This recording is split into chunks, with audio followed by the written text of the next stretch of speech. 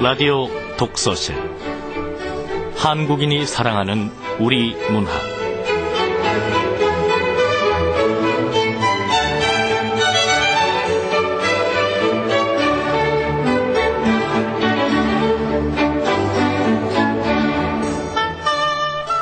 안녕하세요. 아나운서 김경란입니다. 초정집서 박지원. 글을 어떻게 쓸 것인가. 논자들은 말한다. 반드시 옛것을 본받아야 한다고. 이리하여 세상에는 흉내와 모방을 일삼으면서도 부끄러워할 줄 모르는 사람들이 있게 된 것이다. 이것은 왕망의 주관이 마치 고대의 제도인 양, 양화의 모습이 마치 공자인 양 행세하는 격이다. 과연 옛것을 본받아야 할 것인가? 그렇다면 새것을 창안해내는 것이 옳은가? 이리하여 세상에는 허황하고 괴벽스러운 소리를 늘어놓고도 두려워할 줄을 모르는 사람들이 있게 된 것이다. 연암 박지원의 초정집서에 나오는 글귀입니다. 글을 쓰는 방법으로 두 가지가 있다고 하는데요. 하나는 옛것을 본받되 그것에서 벗어나지 못하는 병폐가 있고, 또 하나는 새것을 창안하되 상도에서 벗어나는 병폐가 있고, 그래서 연암 박지원은 변통이 중요하다고 했습니다. 변통이란 형편과 경우에 따라서 이를 융통성 있게 잘 처리함을 뜻하는 말이죠. 뭐든지 글을 쓰는 일이든 무슨 일이든 조화라는 게 중요하지 않을까요?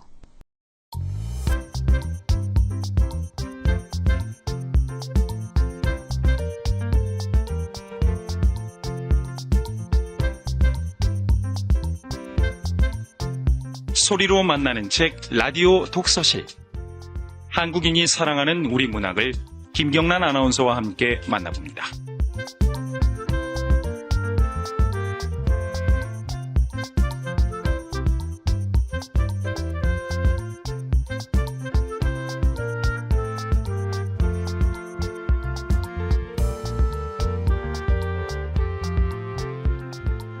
KBS 라디오 독서실 한국인이 사랑하는 우리 문학. 오늘은 채만식 작가의 논 이야기입니다. 채만식 작가는 1902년에 태어나셔서 1950년에 사망한 소설가이자 극작가입니다. 일본 제1와세다 고등학교에 입학했다가 중퇴했고 한국으로 돌아온 후에는 조선일보사, 동아일보사, 개벽사 등의 기자로 활약했습니다. 1936년 이후는 창작에만 몰두하다가 1950년 폐결핵으로 사망했는데요. 작품 활동은 1924년에 단편 세길로를 조선문단에 발표하면서 문단에 데뷔했습니다. 그 뒤 290여 편에 이르는 장단편 소설과 희곡 평론 수필을 남겼죠. 대표적으로 많이들 아시는 탕류, 태평천하, 레디메이드 인생 등이 있습니다. 자, 오늘 소개할 작품은 채만식 작가의 단편 소설인데요. KBS 라디오 독서실 한국인이 사랑하는 우리 문학. 채만식 작가의 논 이야기. 지금부터 만나봅니다.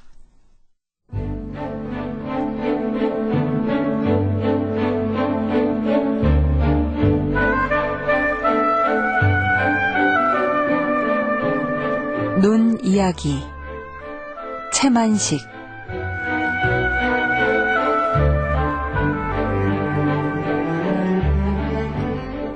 일인들이 토지와 그 밖의 온갖 재산을 죄다 그대로 내어놓고 보따리 하나에 몸만 쫓기어 가게 되었다는 이야기를 들은 한생원은 어깨가 우쭐하였다. 그 보쇼 송생원, 인전들 내 생각 나시지? 한생원은 허연 텁석부리에 묻힌 쪼글쪼글한 얼굴이 위아래 5개밖에 안 남은 누런 이빨과 함께 흐물흐물 웃는다. 한생원은 참으로 일본이 항복을 하였고 조선은 독립이 되었다는 그날 8월 15일 적보다도 신이 나는 소식이었다. 자기가 한 말이 꿈결같이도 그렇게 와 들어맞다니. 그리고 자기가 한 말대로 자기가 일인에게 팔아넘긴 땅이 꿈결같이도 도로 자기의 것이 되게 되었다니. 이런 세상에 신기하고 희한할 도리라고는 없었다.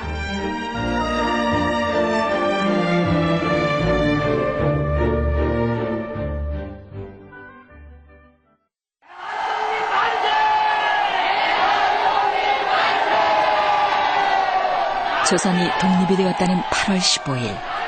그때 한생원은 선법 만세를 부르고 싶은 생각이 나지 않았어도 이번에는 저절로 만세 소리가 나와지려고 하였다. 그러면 그렇지.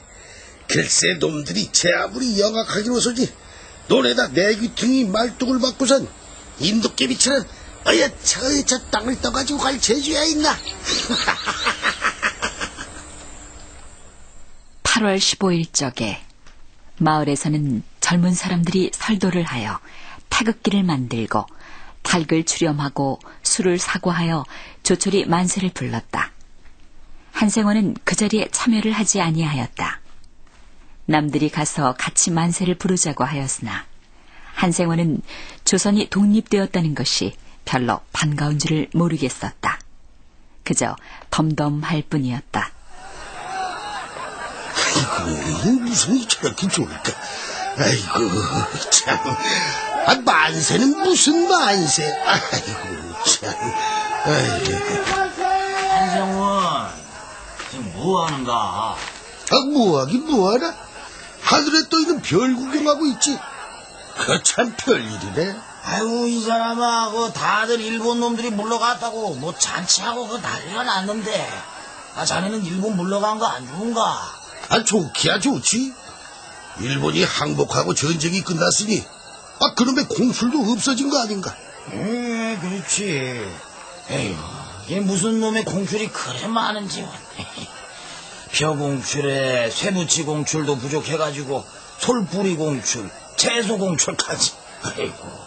공출 없어진 것도 반갑지만은 우리 손자람 용길이 징용 갈 염려도 없지 않은가.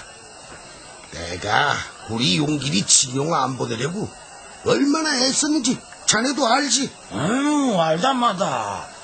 아비 없이 자네 혼자 키우면서 징용 안 보내려고 부장하고 면직원한테 얼마나 불심거렸나. 그 사람들 마을에 얼씬하면은 부랴부랴 청에다가 씨암탉 잡고 술 대접까지 했자는가. 나는 해방돼서 좋은 거 그거 둘뿐일세. 그 둘뿐이라니. 한생원 자네 왜 그러나. 나라를 되찾았는데 좋은 게 그거 둘뿐이라니. 독립? 독립이 돼도 우리 같은 가난한 농사꾼 1년 내가 피지땀 흘려가며 농사지어서 절반도 넘는 도지 물고 나머지로 굶으며 사는 건 내 일반일세. 그래도 일본 놈들 들어와가지고 마구잡이로 공출해 가니까 일본 놈들 있을 때가 더 어려운 거는 사실 아닌가. 배고픈 건 내 한 가지일세. 어쨌든 나는 독립됐다고 만세 부르면서 날뛰고 할 흥이 없네. 자네 혹시 아버지 생각나서 그러나? 그래. 억울하게 돌아가신 우리 아버지.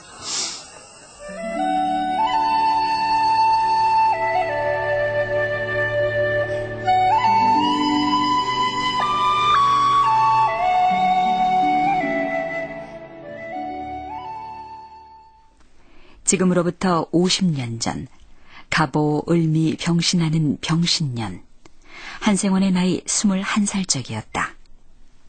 그 전에 을미년 늦은 가을에 김아무개라는 원이 동학의 잔당을 빚으라듯 잡아 죽였다. 피비린내 나는 사륙이 이듬해 병신년 봄까지 계속되었고, 그리고 여름. 이제는 다 지났거니 하여 겨우 안도를 할 참인데 한생원의 아버지 한태수가 붙잡혀가 옥에 갇히었다. 혐의는 동학에 가담했다는 것이었다. 한태수, 바른 대로 되지 못할까?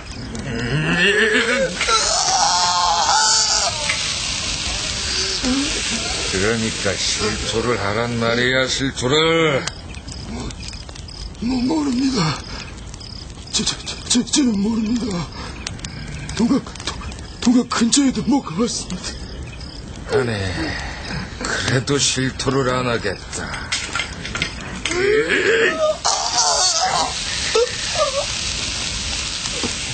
정신 차려! 동학에 가담한 놈들 이름을 대란 말이야. 어서!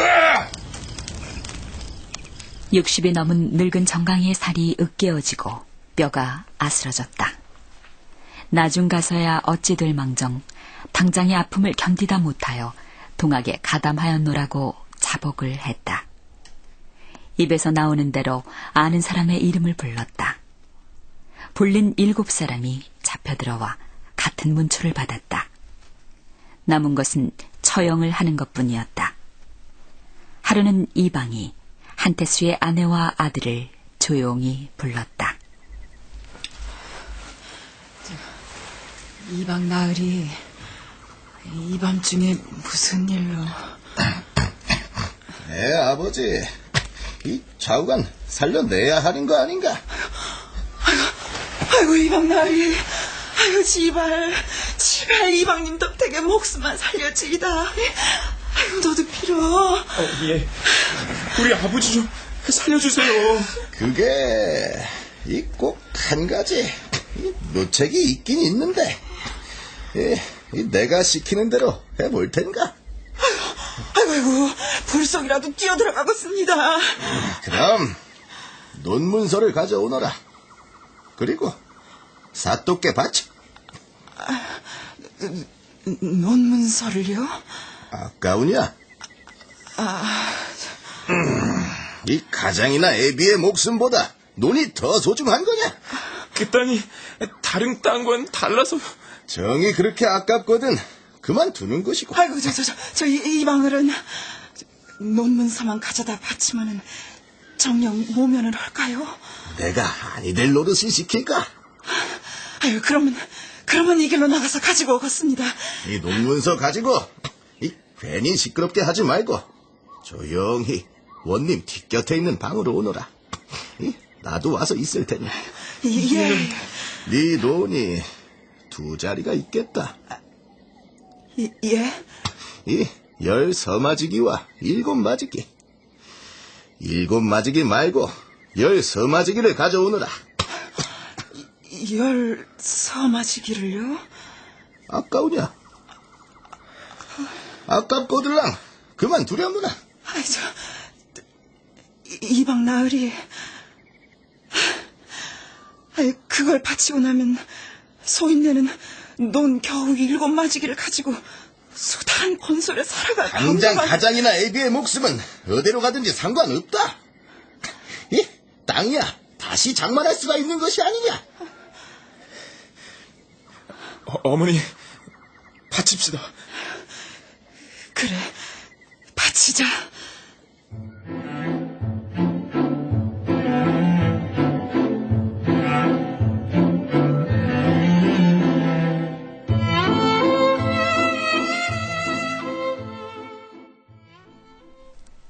사흘 만에 한태수는 놓여 나왔다. 다른 7명도 이방이 사이에 들어 각기 얼마씩의 땅을 바치고 놓여 나왔다. 그 뒤 경술년에 일본이 조선을 합방하여 나라는 망하였다. 사람들이 나라 망한 것을 원통이 여길 때 한생원은 그깟 놈의 나라 시연이 잘 망했지 하였다. 한생원 같은 사람으로는 나라란 백성에게 고통이지 하나도 고마운 것이 아니었다. 그런 나라라는 것을 도로 찾았다고 하여 선법 감격이 일지 아니한 것도 일변 의당한 노릇이라 할 것이었다. 논 20마지기에서 10서마지기를 빼앗기고 나니 원통한 것도 원통한 것이지만 앞으로 일이 딱하였다. 논이나 겨우 7마지기를 가지고는 어림도 없었다.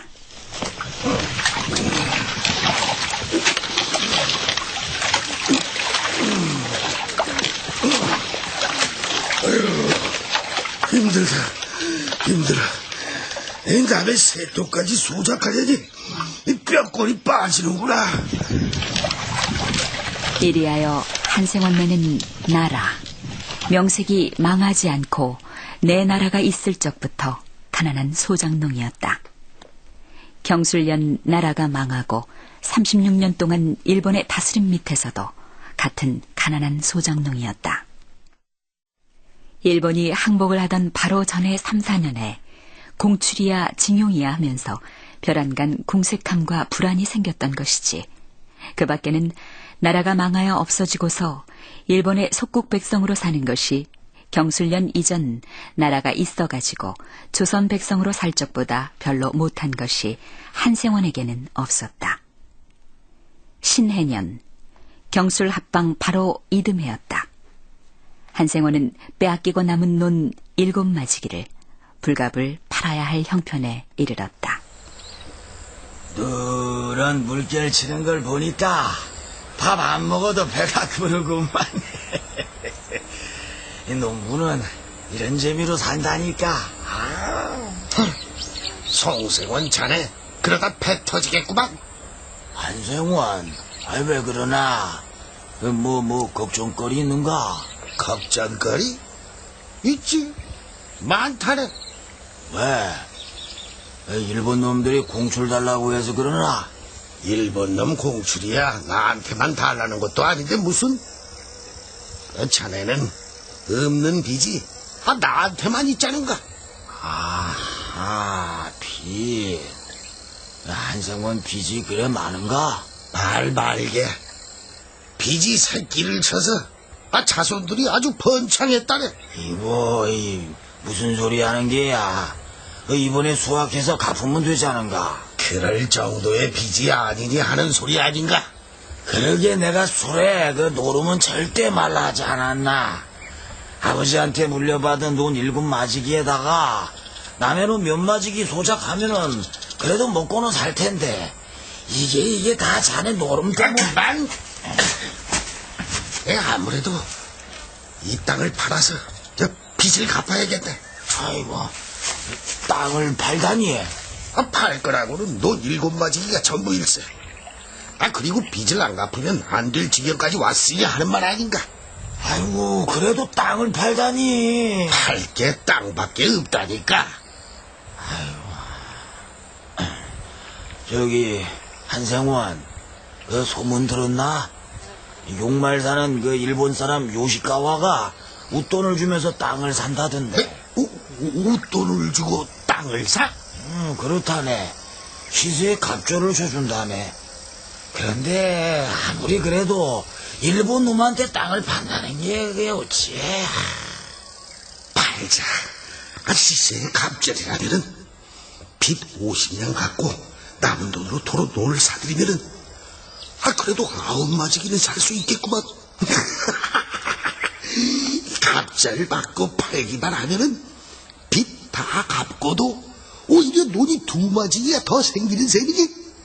그래, 팔자 팔아.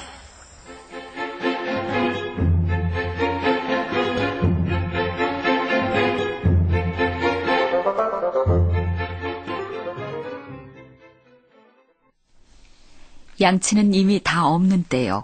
한생원 그가 대주였으므로 혼자서 일을 결단하여도 간섭을 받을 일은 없었다. 고구머리의 어느 날 한생원은 맨발 집신 풀상투에 삿가 쓰고 곰방 내물고 마을에서 심리상거에 용말 출입을 나갔다. 일인 요시카와가 그렇게 후한값으로 논을 사는지 진가를 알아보고자 함이었다. 한생원은 용말어기 전주집이라는 주막을 찾았다. 한생원은 전주집과는 생소치 아니한 사이였다. 쭉 드시오. 오랜만에 나들이요. 저기 전주 때 그 일본 사람 요시카와가 요새 땅을 많이 산다고? 많이 깨가 아니라 그 녀석이 아마도 이 근처 땅이라고 생긴 건 그냥 깡그리 쓸어 사자는 배푼가 봅디다. 헛소문은 아니로구만. 달리 큰 배포가 있든지 그렇지 않으면 그 녀석이 실성을 였든지. 한서방 어른도 속내 아는 바 이 근처 논이 물 걱정 나무 걱정 없고 한마지기에 멱쓰면 먹는 돈이라야 10량 이상값 아니겠어. 오메 그런 걸 글씨. 저, 얼마나 쳐주는가? 그 녀석은 그냥 20냥, 25냥을 퍼주고 산다는 거야. 하긴 값을 그렇게 월등히 많이 내야 일본 사람한테 논을 팔지. 그렇지 않고서야 누가. 젠장. 나도 진즉에 그냥 논이나 장만을 놓더라면 이름판에 큰 횡절이었지. 그래, 많이들 와 파는가? 대가리 싸고 덤벼든답디다. 그 시기 한서방 어른도 요건 좀 파시구려. 이런 때 안 팔고 언제 팔어? 아니 나야 반론이 있어야지. 이유와 조건의 어떠함을 물러나고 농민이 논을 판다는 것은 심히 떳떳스럽지 못한 일이었다. 번이 내일 모레면 다 알게 될 값이라도 되도록 그런 기색을 숨기려고 드는 것이 통정이었다.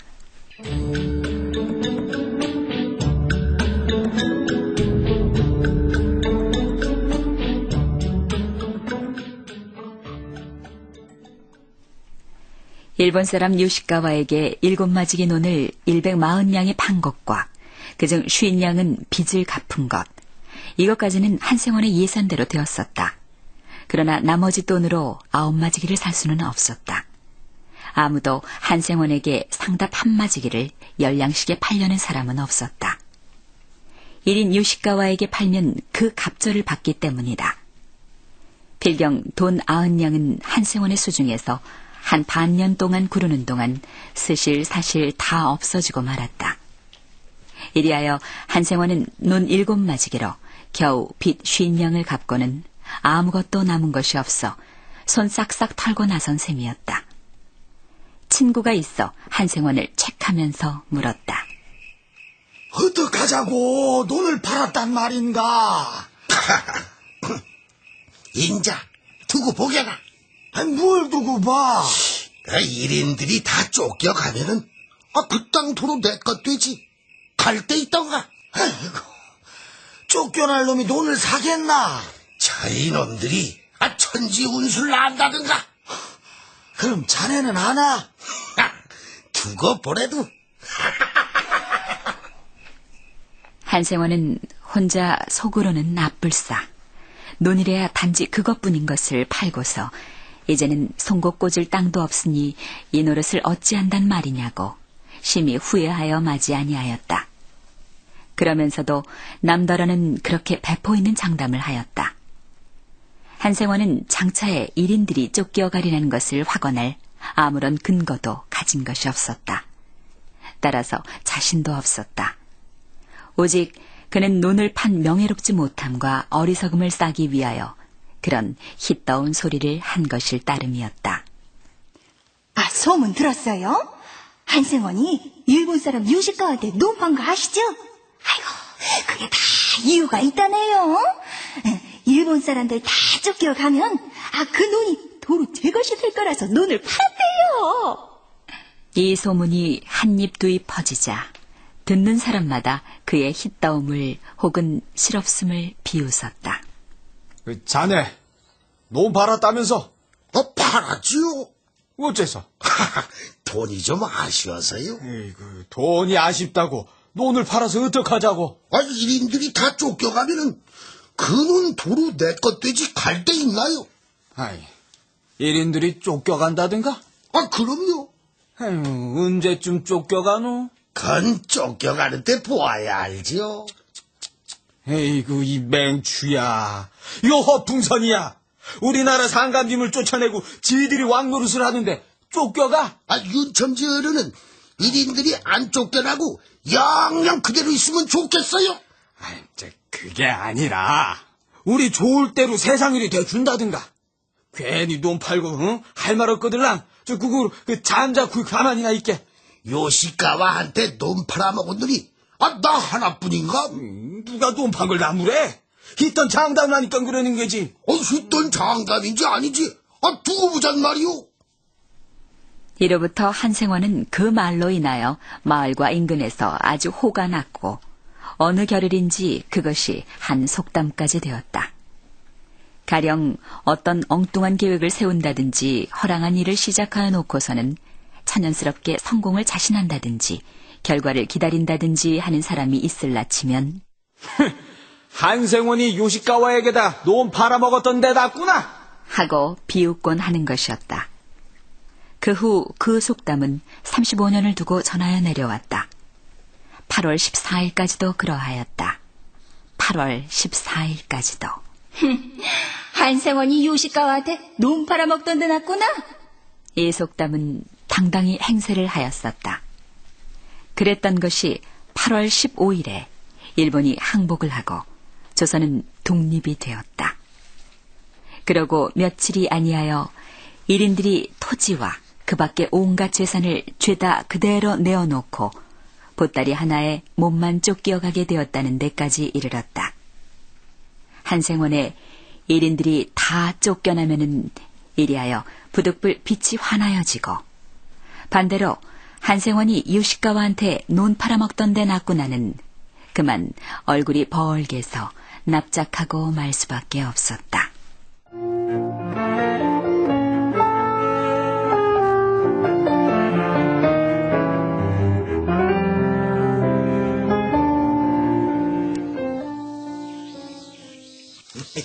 아이, 송생원. 우리 독립만세 한번 부르실까? 아이고, 이게 남 다 보고 난 다음에 그건 물론 뭘 하노? 에이, 송생원. 그 저때 마을에서 만세를 부를 때 그 송생원도 나가서 부르셨던가? 나는 그날 자네 부르러 왔다가 돌아가는 길에 허리를 다쳐가지고 만세고 뭐고 꼼짝 못하고 누웠었는걸. 그랬는가?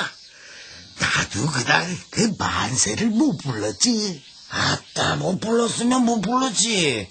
그 늙은 것들이 만세 좀 많이 불렀기로 귀양살이 보내겠어. 난 그래도 좀 섭섭해 그러지. 자, 그럼 송생원, 우리 술 한잔 하실까? 아, 뭐 술이나 한잔 사주신다면 주막으로 나갑시다. 두 늙은이가 지팡이를 짚고 마을에 단 한 집밖에 없는 주막으로 나갔다.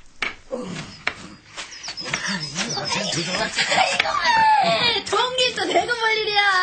영감님들이 술을 다 자시러 오시고. 아니, 미리서 외상인 줄이나 알고 그 술 좀 주게라. 내가 안주 좀 부둥키 드리게. 한생원 수관하셨다네. 동일 땐 운동회 오늘 고을 원님이나 한 자리 해가시는가? 원님을 그걸 누가 생각하시게. 저, 안주가 뭐 좀 있나? 안주도 뱀뱀 창고 술도 막걸리 넣고 소주뿐이요. 노인네들이 소주 잡수고 어떡하시게. 아따, 그 소주면 어때? 저 비싼 안주하고 좀 가져오게라. 그럽시다. 젊었을 적에는 동일술도 사양치 아니하던 영감들이었다. 그러나 둘이 다 내일 모레가 70, 더구나 자주는 술을 입에 대지 않던 차에 싱겁다고는 하지만 소주를 7, 8잔이나 하였으니 과음일 수밖에 없었다. 송생원은 그대로 술청에 쓰러져 과연 소변을 지리기까지 하였다. 한생원은 송생원보다 아직 기운이 조금은 좋은 덕에 정신을 놓거나 몸을 가누지 못할 지경은 아니었다. 우리 논을 좀 보러 가야지. 우리 논을. 이 35해 만에 우리 논을 보러 간단 말이야. 우리 논. 아이고, 한성원 나으리. 방으로 들어가 누우셨다가 술 깨신 다음에 가셔요. 아이고, 노인네들 술 들었다고 날 또 욕하게 됐구먼. 논 보러 가, 논. 요시가와에게가 판 우리 논. 이 35해 만에 도로 찾은 우리 7마지기 논. 35해 만에 찾은 논이요? 그래야. 날 힙단 소리 한다고들 웃었지. 미친놈이라고 웃었지들. 35해 만에 내 말이 들어맞을 줄 누가 알았어. 말은 혀꼬부라진 소리로 몸은 위태로이 비틀거리면서 한생원은 지팡이를 휘젓고 밖으로 나간다. 나가다 동네 젊은 사람과 마주쳤다. 아이고, 한생원 나으리 웬일이세요? 돈 벌어 간다. 돈. 너도 이 녀석 한생원이 요식가한테 돈 빨아먹던 데 같구나. 그런 소리 더나 했었지. 인제도 그런 소리가 나올까? 아이고, 취하셨어이. 그래, 나 외상술 먹었다. 돈 찾았으니까 또 팔아서 술값 갚으면 고만이지. 그럼 한 35해 만에 또 내도 되겠지.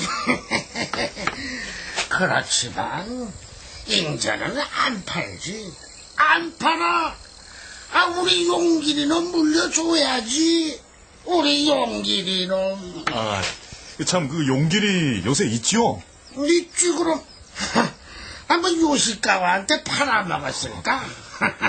그 읍내 사는 영남이가 산판 하나를 사서 볼목을 하는데 이 동네 사람들더러 와서 남구 비워주고 그 대신 우죽 가져가라고 하니 그 용길이도 며칠 보내서 뗄나무나 좀 장만하시죠. 그걸 누가 놈을 도로 찾았는데. 아이고, 이 돈만 찾으면 뗄나무는 없어도 사나요 뭐. 돈 없어도 35해나 살지 않았느냐. 그러지 마시고 며칠 보내세요. 영남이가 여간만 부탁을 했어야죠. 동네에서 가첩걷다 전화르기 수월하고.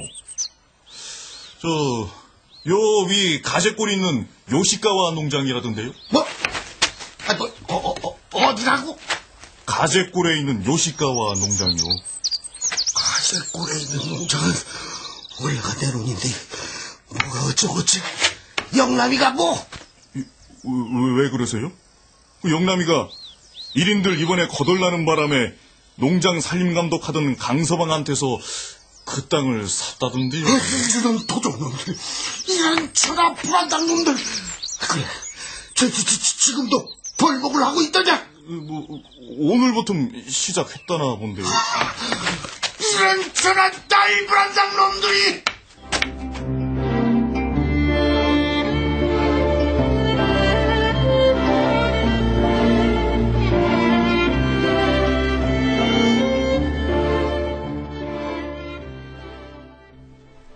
한생원은 천방지축으로 가재골을 향하여 비틀걸음을 친다.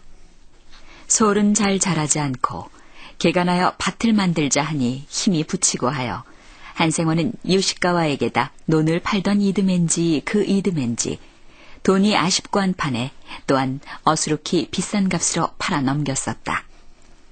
요식가와는 그 땅에다 낙엽송을 심어 30여 년이 지난 지금에 와서는 아주 한다는 살림이 되었다.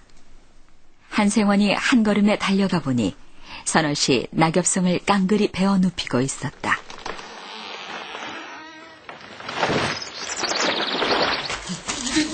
불안당 놈들, 남의 땅에서 벌목한다는 놈이 어떤 놈이냐? 거기 그만두지 못한다! 비틀거리면서 고함을 치고 쫓아오던 한생원을 사람들은 영문을 몰라 일하던 손을 멈추고 뻔히 바라다보고 섰다.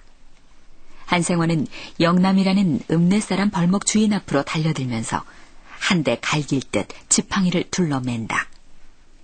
명색이 읍사람이라서 촌 농투성이에게 늙은이 대접을 하려고는 않는다. 이놈! 너라구나! 아이, 늙은이가 환장을 했나? 왜 그러는 거야, 왜? 이놈! 네가 왜 이 땅에 손을 대느냐? 뭔 상관이요? 어째? 이놈아! 내 땅이다! 이 한생원 땅이다, 이놈아! 내 별꼴을 다 보겠네.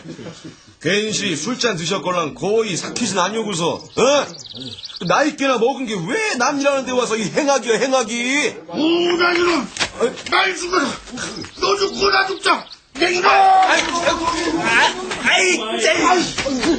대체 왜 이러는지 내력을 말해요! 이 땅이 독립되기 전까지는 요식가와 것이라도 조선이 독립됐으니까 인전 내 것이란 말이야, 이놈아! 아니, 조선이 독립이 됐는데 어째 요시가와 땅이 한생 것이 된다요? 요시가와 일본 놈들이 땅을 죄가 내놓고 가니까 그 전 임자가 도로 차지하는 게 옳지. 무슨 말이냐? 허, 인혁이 이 땅을 전에 요시가와한테 팔았다. 웅자, 그래. 그랬으니까 1인들이 땅을 다 내놓고 가니까는 인혁은 팔았던 땅을 공짜로 도로 차지하겠다. 그리요. 그렇다.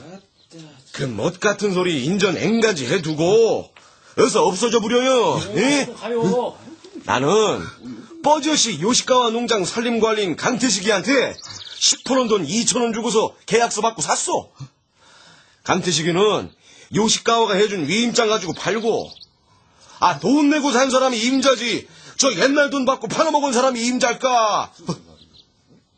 으시라.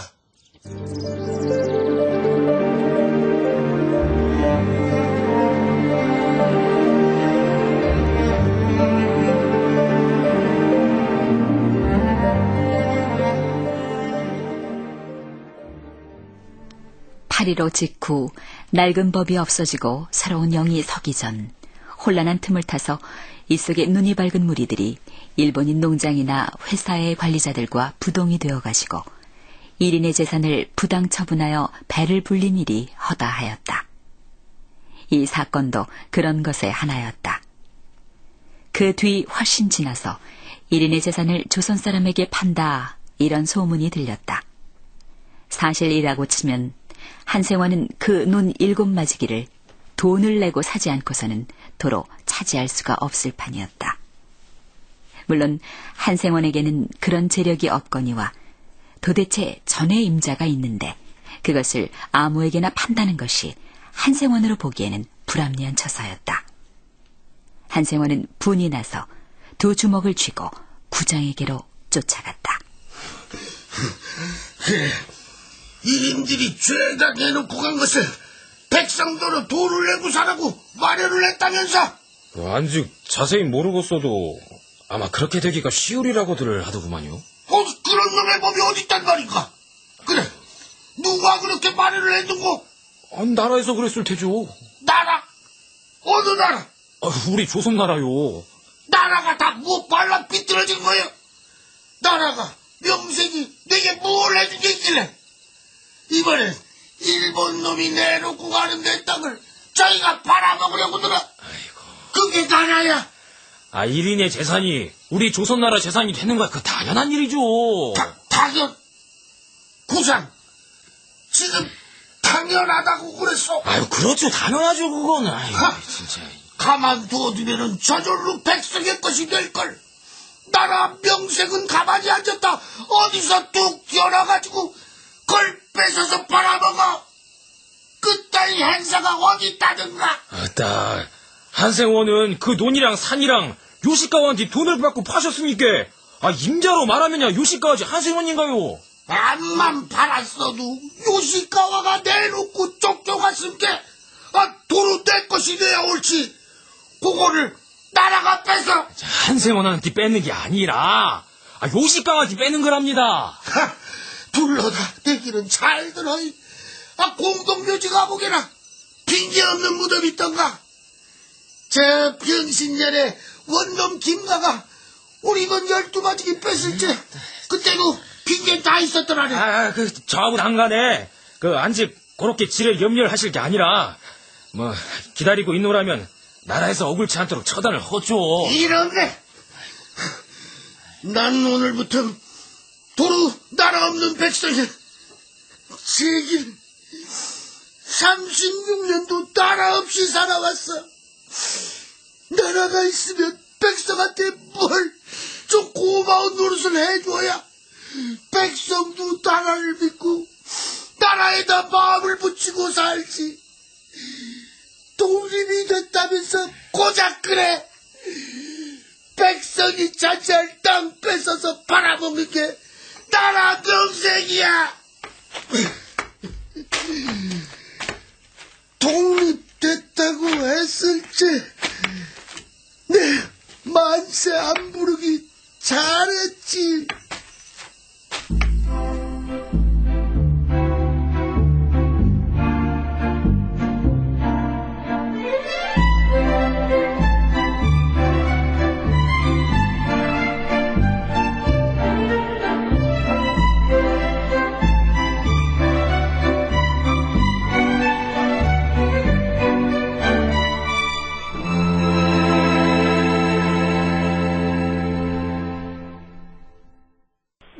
이야기 함께 들어봤습니다. 도움 말씀 주실 분 경북대학교 이주형 교수님을 전화로 모셔보겠습니다. 안녕하세요, 교수님. 네, 안녕하십니까. 예, 반갑습니다. 자, 저희가 논 이야기 함께 들어봤습니다. 이 작품에 대한 이야기부터 나눠볼게요. 네. 논 이야기에는 이제 해방이 된 직후에 그 농민들의 마음, 그 심정이 담겨 있습니다. 예. 자, 어떤 작품인지 일단 소개를 좀 부탁드릴게요. 네. 이거는 1946년 해방되고 한 1년 정도 지나서 그런 작품입니다. 내용은 해방 후에 다 들으셨겠지만 해방 후의 상황을 반영한 그런 대표적인 작품인데요. 구체적으로 내용이 한마디로 말하면 이런 겁니다. 우리 한국의 그 한말에서 해방까지의 현대사 속에서 고통받고 살아온 그런 농민들의 역사, 그리고 현재의 그런 농민들의 희망과 좌절, 이런 것을 그린 거죠. 여기에 그려진 사건들이 상당히 여러 가지 있습니다. 그 사건들을 통합을 하면은 땅을 둘러싼 그런 그 나라라는 것과 그 다음에 하층 농민의 긴장 관계라고 할 수가 있습니다. 여기에서 농민은 이제 아주 패배자로서 몰래 캐온 그런 존재고, 또 나라는 아주 그 농민에 대한 끝없는 가해자로 이렇게 나타나죠.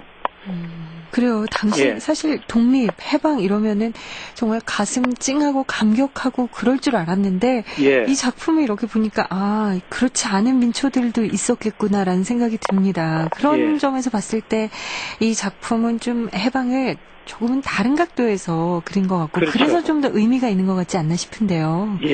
어떤가요? 말하자면 한상원 같은 그런 민초들, 지금 민초라고 말씀하셨기 때문에 그런 사람들에게 해방이라 하는 거는 자기네들의 어떤 삶의 새로운 전기를 마련해 주는 그런 것이 돼야 되는데 그렇지 못했다고 할 수 있죠. 그러니까 한상원은 그렇게 말합니다. 나라라는 게 있으면은 백성들한테 뭘 좀 고마운 노릇을 해줘야지. 그런데 현재 그렇지 않다. 그러니 나는 오늘부터 도로 나라 없는 백성이다. 이렇게 말을 합니다. 근데 사실 해방 후에 좌파들의 이제 작가들이 좌우 중간파 이렇게 갈라져 있었는데요. 그게 좌파 작가들은 그런 그 민초들의 삶을 갖다가 어떤 정치 이념 또는 이념이나 어떤 구호의 선전 도구로 썼습니다. 그래서 살아있는 생생한 농민을 못 그렸고요. 그 다음에 우파는 그런 민초들의 현실을 외면하거나 또는 아주 피상적으로 그리거나 아니면 낭만적으로 왜곡을 했습니다. 그런데 최만식은 진보적 중간파의 입장에서 그런 민초들의 속에 들어가서 그들의 그 어떤 실상 이런 것을 아주 실감 있게 비판적으로 그렇게 그려내 보인 것이죠. 짧지만 사회를 풍자하는 그런 참 날카로운 시선도 깔려 있는 듯한데, 이 작가가 이 작품 논 이야기를 통해서 말하고자 하는 점은 무엇이었을까요? 작가는 이런 거죠. 그 독자, 읽는 사람하고 한생원의 상식, 여기 괴리가 일어납니다. 독자는 지식인이고요. 한생원은 아주 무식한 보통 사람입니다. 그 사람들 사이에 일어나는 상식의 괴리를 이용해서 오해를 발생시키는 수법으로 작품을 그려냈습니다. 그래서 읽으면은 아주 재미있고 또 오해 일어나게 되고, 그런데 그 사이에 숨어있는 진실을 작가가 말하려고 하는 거죠. 그런 것인데 결국 한마디로 말하면은 한동문이 여기서 풍자적으로 그려진 부분이 있습니다. 그렇지만 한동문이 완전히 공격의 대상으로는 그려져 있지 않죠. 제가 보기에는 작가는요, 어떤 평균적 지식인 독자들의 눈으로, 지식인 독자들이 자신들의 눈으로 평균적 농민 한생원을 비판적으로 보는 경우를 냉소하는 것처럼 보입니다. 요컨대 이 작가가 말하려고 하는 건 두 가지입니다. 하나는 농민의 그 과거와 현재를 그려 보이면서 그에 따르는 어떤 나라의 역할, 이것을 강조하고 싶어 하는 것이고, 두 번째로 아주 압축해서 한마디로 이 사람이 말하고 싶은 건 새로운 나라가 농민에게 어떤 방식이든지 간에 그 빼앗긴 땅을 돌려주라. 결국 이 사람이 끝에 가서 하는 말은 그거인 것 같습니다. 그래요. 이 작가에 대해서도 함께 이야기를 좀 나눠보려고 합니다. 최만식 작가, 어떤 작가인가요? 예, 아주 말하려면 복잡합니다. 아주 간단하게 말씀드리면, 1902년에 나서 50년에 돌아가셨는데요. 한마디로 말하면 진보적인 시각에서 자기 시대 현실을 갖다가 아주 날카롭게 비판적으로 표현한 그런 분이라고 할 수가 있습니다. 한국의 대표적인 리얼리즘 작가라고 할 수 있죠. 이광수, 김동인, 연상섭 이런 분들과 함께 작품량도 가장 많은 그런 작가에 속하고요. 또 한마디로 여러 가지 그 기법을 개발을 했는데요. 그 중에 이분이 가장 성취도가 높은 대표적 기법이 풍자 기법이죠.